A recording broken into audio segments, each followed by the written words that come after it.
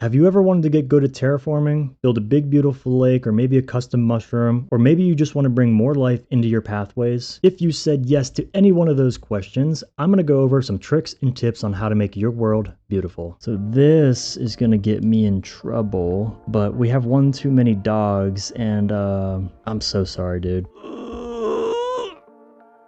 Wolf. Welcome back to the show, everybody. I'm sorry you guys had to see that. I have a really cool episode for today. We are going to be terraforming the front portion of the castle. So the big goal of today's episode is to build a custom lake right there. And then these blue spots represent possible locations for trees. This red thing right here, if it's not obvious, that's going to be a bridge. And then this over here is going to be a build, but I'm thinking, depending on like how this ends up and turns out, we might end up moving this build somewhere else, so we might not get to that today. Another big goal of today's episode is going to be getting some more roads that go around the lake, hence why we have a bridge right there, and then we'll continue a mud brick path over there. I think it's going to turn out really cool, and more importantly, I'm going to show you guys how I do it. So in the previous episodes, I've been talking about making a custom banner design to hang on all of the lampposts. However, I didn't get to it because we still haven't experienced a thunderstorm on the server yet, which means I haven't been able to get a creeper head, which I need for the dang design. So it's gonna have to wait, and I'm gonna have to end up killing these creepers because I need to work in here and not get hurt.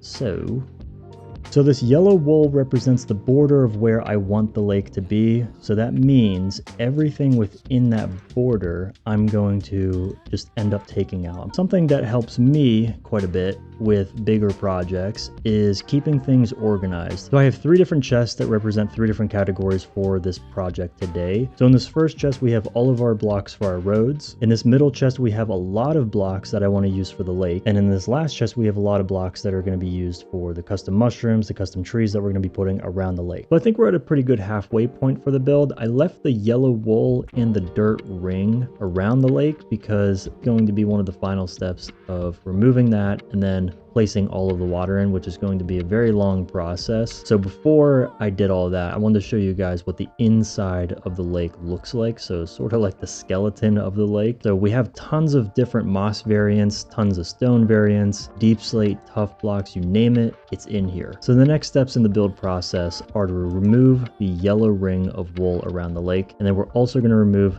some of the grass and dirt blocks below it and replace it with blocks from over here, which is going to match other things that I've done in the world. So we're going to bring back the green terracotta, the moss, and then the stone variants that we have right there. So after we do that, I'm going to place a layer of dirt that's covering the whole lake. That's going to be the easiest way to cover this whole thing with water. After I place all the water, I can then remove the dirt layer once again. I'm not going to lie, this view of the lake looks really cool, even without any of the water and any of the cool details that I have planned for it. But with that being said, I'm going to go ahead and add those things in, and then we can talk about it. I think this overwhelming style of detail is really inspired by the YouTuber Wax Fraud. He's an amazing builder. He has a really cool hardcore series on his channel, and he's just amazing. It kind of feels like his style, it's like every single available block in his world, it's touched. There's something on it. Everything is just maximized with detail. I finally got the banner design going. I think it looks pretty cool.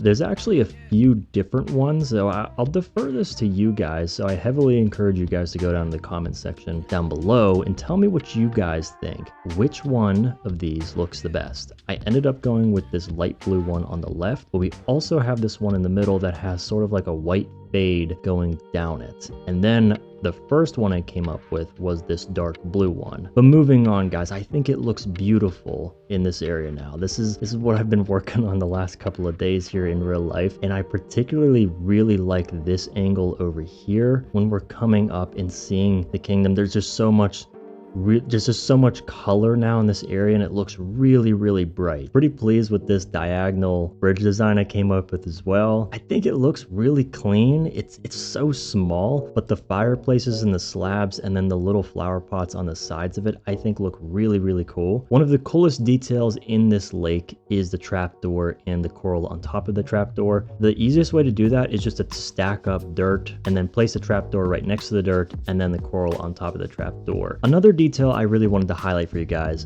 was the bigger flowers that I put in the lake. Very, very simple to do. It's just a couple of pieces of coral, some fans, and then stripped cherry wood in the center.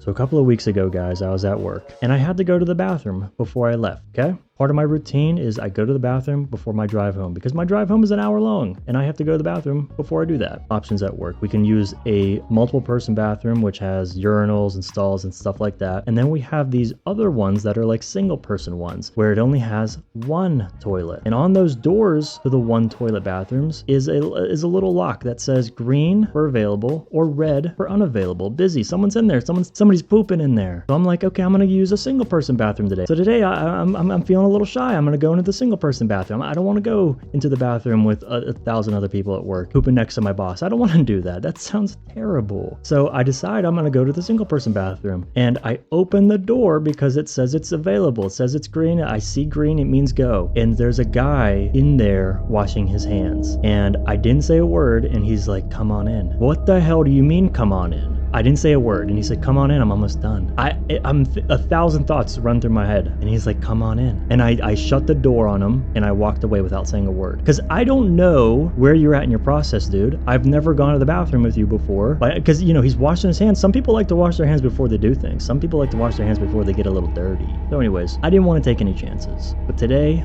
I took a chance on a build.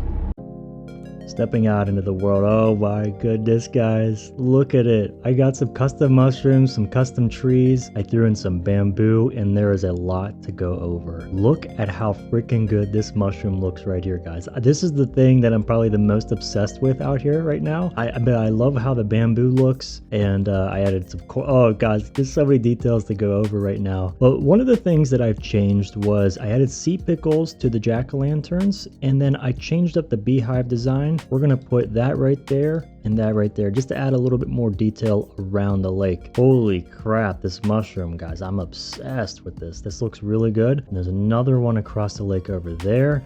We got some custom trees going on now. It's starting to really come to life. This is another detail I've seen other builders use. It's this the copper blocks like that. Whenever you combine a bunch of copper ores, it kind of looks like fruit whenever you do that. So the custom trees, I think, although look nice, they're beautiful, they add a lot of color to the area. I think the one thing I have to work on is how many vines I use. And then I also have these displays right here. I think I'm going to put a block of honey in there. And then jumping on into the lake. Oh, baby, it's looking good in here. I don't think it's finished, and mainly because I still think I want to put something on top of the lake. It's not going to be a boat. It's going to be a giant fish statue. The world's going to get really weird really fast, and I just want you guys to be prepared for that. I have a ton of ideas written down on my phone right now, and half of them are typical Minecraft survival series types of ideas. The other half are really kind of like wacky, but they're going to bring a lot of color and beauty to the world.